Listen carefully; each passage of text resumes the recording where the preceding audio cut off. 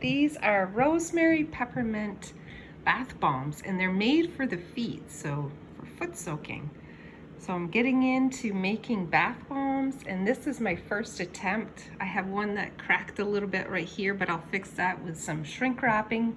So this is a demo of the bath bomb. It's for the feet, or you can use it in the tub. And so, oh, it is floating. Oh, isn't that nice? So that's the bath bomb, and it's like a fizzy, bath bomb fizzy. Oh, it smells wonderful, but look at that. Isn't that nice? And it floats, yay!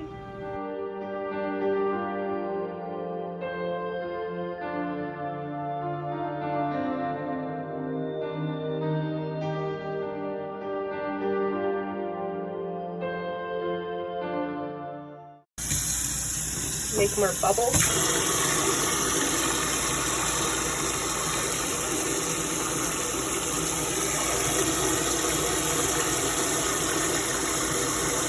From the SLSA. So you just do this. First you're going to do this in the tub.